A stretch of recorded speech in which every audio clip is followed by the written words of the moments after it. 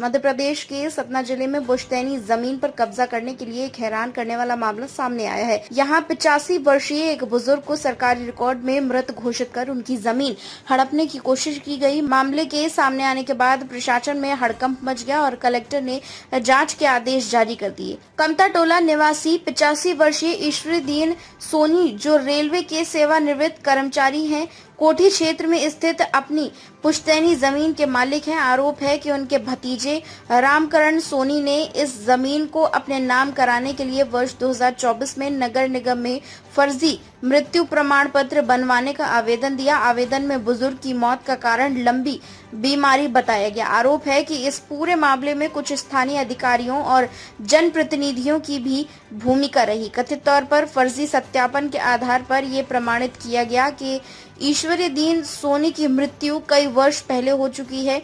इसके बाद संबंधित विभागों की प्रक्रिया पूरी कर मृत्यु प्रमाण पत्र जारी कर दिया गया। मामले में स्थानीय पटवारी की भूमिका भी सवालों के घेरे में है। आरोप है कि रिपोर्ट में बुजुर्ग को मृत और संतानहीन बताया गया, जबकि वास्तविकता में वे जीवित है और उनके 3 बेटे हैं।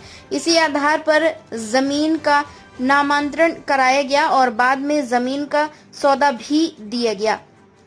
फर्जीवाड़े का खुलासा तब हुआ जब ईश्वरीदीन सोनी के बेटे राजेश सोनी को पूरे मामले की जानकारी मिली। उन्होंने कलेक्टर, पुलिस और संबंधित विभागों को शिकायत देकर कार्रवाई की मांग की गई। शिकायत के बाद प्रशासन हरकत में आया और पूरे मामले की जांच शुरू कर दी। Satna collector doctor Satish Kumar S ने मामले को गंभीर मानते हुए विस्तृत जाँच के आदेश दिए हैं। जाँच रिपोर्ट के आधार पर दोषियों के खिलाफ कार्रवाई की जाएगी। फिलहाल प्रशासन ये पता लगाने में जुटा हुआ है कि फर्जी दस्तावेज तैयार करने और जमीन के हस्तांतरण में किन किन लोगों की भूमिका रही।